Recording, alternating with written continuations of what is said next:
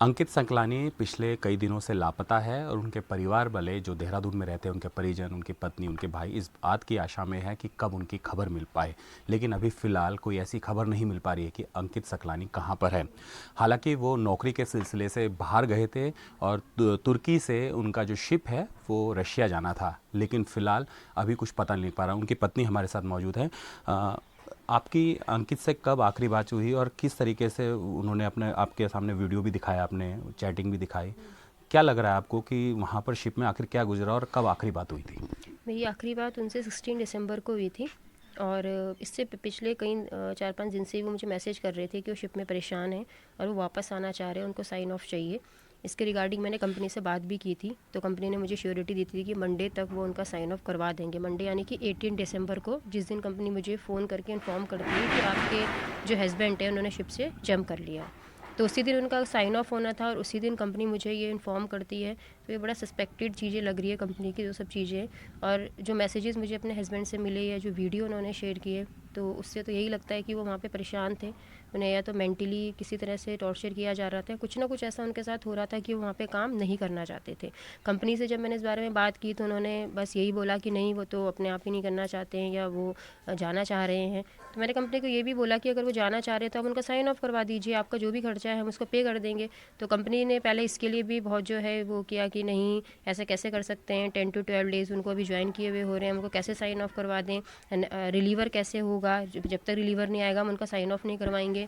उसके फिर कुछ दिन बाद कंपनी बोलती है कि ठीक है चलिए, वो जाना चाहते हैं, हम उनका साइन ऑफ करा देंगे। मंडे तक 18 दिसंबर को शिप पोर्ट पे लग जाएगा, जैसे टर्की पोर्ट पे शिप लगेगा उनका साइन ऑफ हो जाएगा। तो ऐसे कैसे हो सकता है कि जो इंसान इतने टाइम से घर आने का वेट कर रहा है, 11 दिसंबर को मुझे मैसेज करते हैं कि मुझे अगर कुछ हो जाता है तो शिप वाले रिस्पॉन्सिबल है। तो जो पर्सन 11 दिसंबर को मैसेज करता है यानी कि वो वहाँ पे कुछ ना कुछ डेंजर में, लेकिन उसके बावजूद भी वो 16 to 70 दिसंबर तक वो किसी तरह से सर्वाइव कर रहे हैं। और जब 18 दिसंबर को उनको घर आना है तो उसी दिन वो क्यों जंप करेंगे? सोचने वाली बात ये है। मैम, जैसे मर्चेंट नेवी में थे वो, 15-16 साल से काम कर रहे थे। जाहिर सी बात है कि मर्चेंट नेवी में कोई भर्ती हो तो स्विमिंग भी आती है उसे, हर चीज़ में होता है।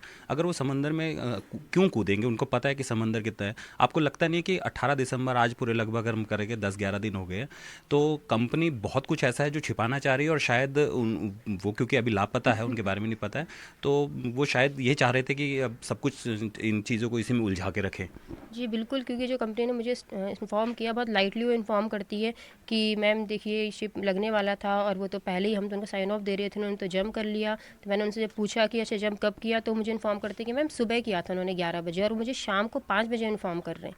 तो इसका मतलब बहुत लाइटली चीज़ों को ले रहे हैं। और ये हम ये पता भी नहीं है कि उसी दिन ये चीज़ हुई है कि नहीं हुई है, हो सकता है कि ये पहले हो गई है, वो उस दिन हमें इन्फॉर्म कर रहे हैं। और कहीं कहीं ना कहीं कंपनी की जो चीज़ें सारी सस्पेक्टेड हैं, क्योंकि कंपनी हमें कोई उसके बाद रिस्पॉन्स नहीं देती है सही से। अगर कुछ भी उनके पास वीडियोज़ हैं, फुटेज हैं जो वो दिखा सकती है अपने आप को, अगर जो भी वो पोर्ट्रे करना चाह रही है अगर वो सही है, जेन्युइन है, तो वो क्यों अपना ऑफिस वहाँ से बंद करके चले गए हैं? 4-5 डेज से उनका ऑफिस जो है वहाँ बंद पड़ा हुआ है जहाँ से रिक्रूटमेंट हुई है।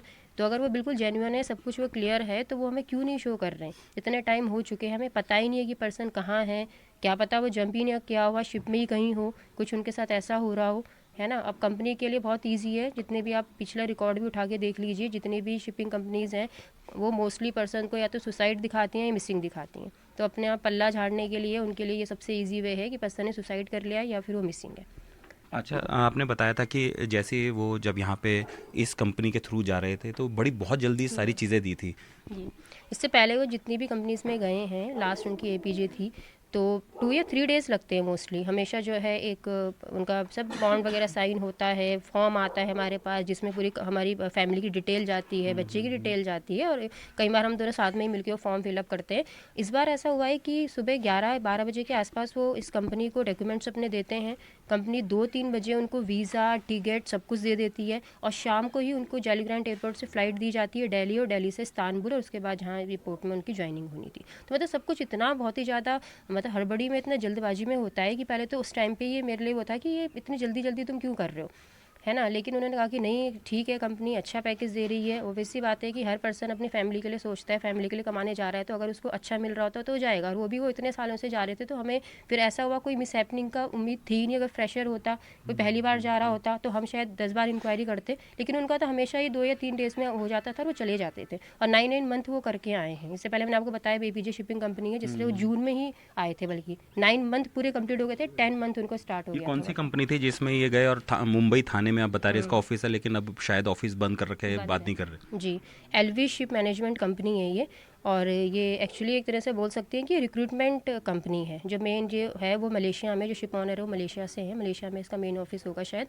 लेकिन ये जो एलवी शिप मैनेजमेंट कंपनी है, थाने में मुंबई में इसका ऑफिस है। और मेरे हस्बैंड ने कोई ऑफिस विजिट नहीं किया, ऐसा नहीं हो कि मुंबई गए ऑफिस विजिट किया है, सब कुछ ऑनलाइन हुआ है। सब कुछ उन्होंने डॉक्यूमेंट्स ऑनलाइन भेजे, उन्होंने वहाँ से वीज़ा इनको ऑनलाइन भेजा है, सब कुछ ऑनलाइन हुआ है। और इवन कॉन्ट्रैक्ट में जो डिटेल फैमिली की जाती है, ये भी उन्होंने वहाँ शिप में जाके फिल की है। अच्छा मैम, अंकित जिस तरीके से बाहर विदेश में अब लापता है, फंसे हुए हैं, भारत सरकार ने बहुत से ऐसे मामले थे जो यहाँ से कार्रवाई की और उनको लाया है। आपकी किस तरीके से मांग है, क्योंकि यहाँ पे भी आप बहुत सारी जगहों पे बात कर चुके हैं? जी, पहले तो सबसे पहली चीज़ यही है कि जो भी हायर अथॉरिटी हैं उनको ये बहुत ही ज़्यादा इसको इम्पोर्टेंट देना चाहिए इस मैटर को। क्योंकि एक पर्सन बाहर मिसिंग दिखा रहे हैं, उसको सुसाइड दिखा रहे हैं, फैमिली को पता ही नहीं है कि पर्सन कहाँ है। हो सकता है कि अभी वो ठीक ठाक कंडीशन में हो, लेकिन जितना डिले किया जाएगा, क्या गारंटी है इंसान की लाइफ की। कंपनी तो अपना पल्ला झाड़ दिया कि ठीक है सुसाइड कर लिया उसने, 2-3 दिन में अपना रेस्क्यू बंद कर लिया है। लेकिन ऐसे कैसे हो सकता है कि शिप पोर्ट पे लग रहा है और वहाँ पे वो एक पर्सन को रेस्क्यू नहीं करने वाले।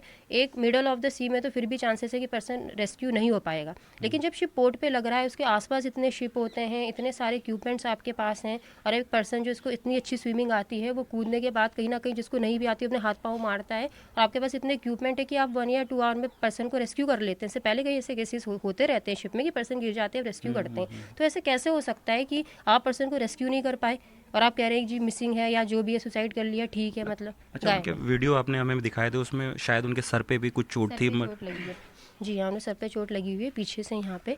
और वो जो भी हुआ होगा उनके अंदर, हमें नहीं पता कि आसपास में आपस में लड़ाई हुई होगी किसी की या कुछ भी है। लेकिन कंपनी सारा उन्हीं पे डाल रही थी वो ब्लेम। मतलब कंपनी ने पहले ही अपने लिए एक रास्ता बुन लिया था कि ठीक है वो वापस आना चाहते हैं, वो वापस, तो पर्सन पागल है, वो वापस आना चाहते हैं, उसको पता होता है मैं फ़्लाइट के थ्रू ही कंपनी कहानी आऊँगा। बुन रही पूरी तरह हाँ, कंपनी ने पहले से कहानी बननी स्टार्ट कर दी कि वो सब कुछ इसलिए करे कि वापस आना चाहते हैं। तो ठीक है, अगर पर्सन वापस भी आना चाहता है तो वो आपको दिक्कत क्या है, वापस भेज दो ना पर्सन को। हम जब पैसे देने को तैयार हैं तो कंपनी को प्रॉब्लम होनी नहीं चाहिए। या तो हम डिनाई कर देते कि नहीं हम पैसा नहीं देना चाह रहे, तब कंपनी हमें हम पे क्वेश्चनिंग करती। लेकिन जब कंपनी को हम बोल रहे हैं तो वापस भेजने में क्या दिक्कत है आपको, है ना। हमारे साथ उनके भाई भी मौजूद है।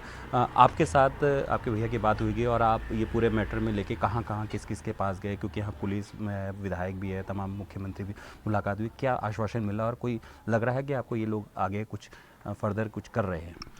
मुझे तो ऐसा कुछ नहीं लग रहा है, ये आगे कुछ कार्रवाई कर रहे हैं। जैसे कि मैंने इंडियन एम्बेसी में अपना क्या बोलते हैं, अपना जितना भारत मंत्रालय, जितने भी हमारे पास मंत्रालय, सब जहाँ जहाँ हमसे हो सकता था हमने सब जगह मेल कराए, तो कहीं से भी मेल का रिस्पांस नहीं मिला है। और दूसरी चीज़, हमने मुख्यमंत्री धामी जी को, उत्तराखंड सरकार को हमने कांटेक्ट करने की कोशिश करी है एसएसपी सर के माध्यम से कि हमें एफआईआर दर्ज करवानी है उनके खिलाफ, जो कंपनी है इंडिया में एलवी शिप मैनेजमेंट। तो हमें बोला जाता है कि हम कंप्लेन नहीं कर सकते, 2 देशों का मामला है, तो कंप्लेन क्यों नहीं दर्ज करी जा रही है। मेरा तो मेन मतलब ये बात है कि हमारी, जब रहने वाले हम इंडिया के हैं, उत्तराखंड की हमारी पैदाइश है, यहीं की हमारी सब कुछ है, तो हमारी कंप्लेंट क्यों नहीं लिखी जा रही है यहाँ पर। दूसरी बात, जैसे उसने मुझे मैसेज किया है कि ये तो कंपनी को भी शायद पता नहीं हो कि भाई अगर मुझे कुछ हो गया तो समझ लेना कि शिप के लोगों ने करा है। तो अभी तक शिप के लोगों के ऊपर कार्रवाई क्यों नहीं हुई है। अब बता रहे शिप अरेस्ट है, तो शिप अरेस्ट है तो इंडियन क्रू है, तो इंडियन क्रू को वापस क्यों नहीं बुलाया गया है। अगर उन्होंने कुछ कराया तो सामने आई है ना, और नहीं कुछ नहीं करा तो आप कांटेक्ट क्यों नहीं कर रहे हमसे। मतलब वो कंपनी तो थाने में है मुंबई में, जब इंडिया में वो कंपनी है तो मुकदमा तो दर्ज होना चाहिए, उसके जो क्रू मेंबर उनसे पूछताछ होनी। आपका कहने मतलब पूरा जी जी, मेरा कहने का मतलब यही है, जब मुंबई में इंडिया में कंपनी है वो, तो हमें कंप्लेन मुंबई के खिलाफ करनी है, कंपनी के खिलाफ। जैसे कि हमने एप्लीकेशन में लिख रखा है कि मुंबई एलवी शिपिंग कंपनी, ये मतलब एड्रेस वगैरह जो जो है उसका, फ़ोन नंबर, कॉन्टैक्ट नंबर हमने सब लिखा हुआ है। तो उसके जैसे अभी हमने किसी के माध्यम से हमें पता चला कि वो कंपनी अभी 1 साल भी नहीं हुआ उसको रजिस्टर्ड हुए हुए। सितंबर 2022 को रजिस्ट्रेशन हो रखा उस कंपनी का, नई कंपनी थी। और अभी पता चला है कि वो कंपनी बंद भी हो चुकी है, मतलब ऑफिस उन्होंने बंद कर चुके हैं अपना कार्यालय। तो अभी हमें इन्फॉर्मेशन तो कुछ नहीं मिल पा रही है कि भाई कैसा है, क्या है, कैसे अब आगे की प्रक्रिया है, कैसे है, उसने सुसाइड करा है तो क्यों करा है, मर्डर हुआ तो क्यों हुआ है, क्या चीज़ें हैं, बहुत चीज़ें हैं, गुम हुआ है तो क्यों हुआ है, कहाँ छुपाया है, कुछ भी बहुत चीज़ें हैं कुछ तो उसमें। जानकारी दे वो। हमें कोई जानकारी नहीं मिल रही है। आज आज अभी कांटेक्ट होता है कि एक बॉडी मिली है, तो बॉडी की शिनाख्त के लिए बोल रहे हैं कि बॉडी की शिनाख्त नहीं हुई। मैंने उनसे फ़ोटोज़ मांगी है, फ़ोटोज़ आपका जैसे रेस्क्यू चला है, रेस्क्यू की ना मुझे फ़ोटोज़ ना वीडियोज़ मिली। मैंने उनसे मांगता रहा हूँ या तो फ़ोटोज़ भेजी या तो वीडियो भेजी है, ना उन्होंने ना फ़ोटो भेजी है ना वीडियोज़ भेजी है।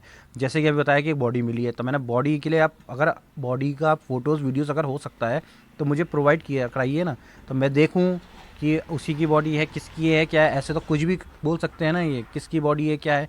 तो हमें कुछ नहीं, अभी कहीं से भी हेल्प नहीं मिल पा रही है जी। तो ये अंकित का परिवार है जो इस बात से चिंतित है कि अंकित के साथ क्या हुआ होगा। कम से कम उनकी कोई तो सुने और इस बात की जानकारी दे कि अंकित वहाँ पर किस हालत में है, अगर वो गुमशुदा हो गए तो क्यों हो गए।